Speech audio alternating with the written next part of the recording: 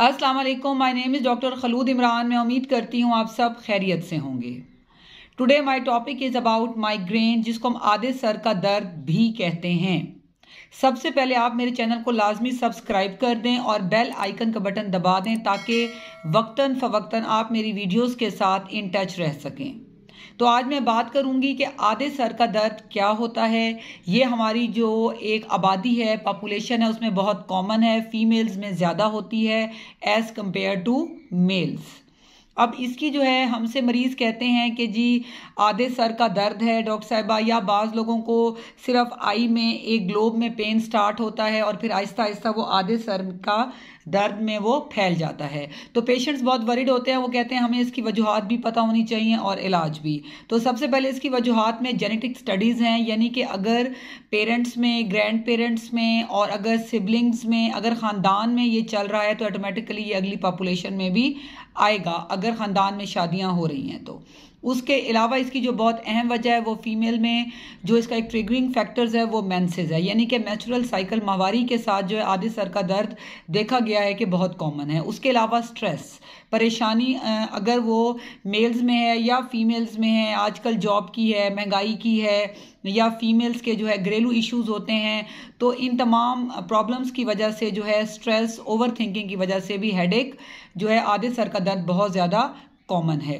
उसके अलावा जो है ये देखा गया है कि जो मेडिकेशंस का यूज़ है, यानी कि सेल्फ मेडिकेशन जो लोग घर में करते हैं, बहुत सी दवाइयों का जो साइड इफ़ेक्ट है उसमें भी देखा गया है कि हेडेक या माइग्रेन जो है बहुत कॉमन है। उसके अलावा नशा है जिसमें स्मोकिंग है, और उसके अलावा अल्कोहल का यूज़ है, अगर जो लोग ये करते हैं तो उसमें भी देखा गया है कि बहुत कॉमन है। उसके अलावा कुछ फूड्स हैं लाइक चीज़ है, योगर्ट है, इवन के चॉकलेट्स हैं, और ओवर यूज़ ऑफ कॉफ़ी है। तो ये तमाम चीज़ें भी वजह बनती हैं आधे सर के दर्द की।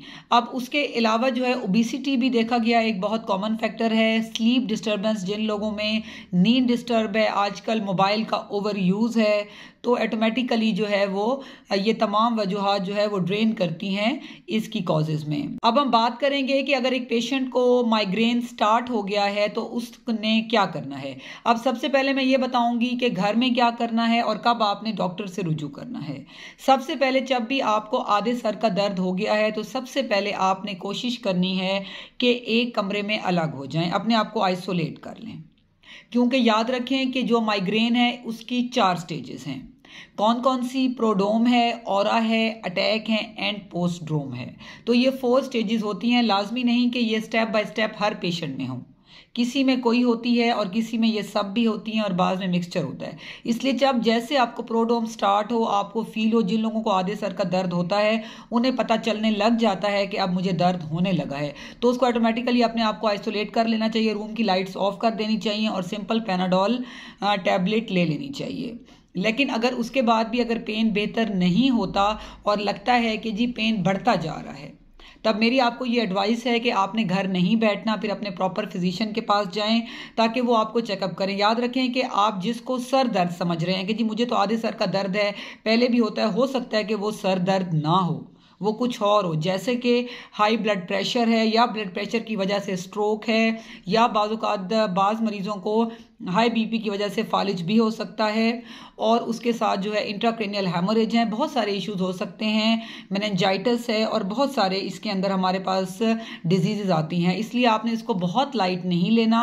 अगर ये सिंपल रेमेडीज से कि आपने जी घर में अपने आप को आइसोलेट किया है, पैनाडोल लिया है, आप बेहतर नहीं हो रहे, तो आप खुद से एस्प्रीन और टैबलेट्स की तरफ मत जाएं।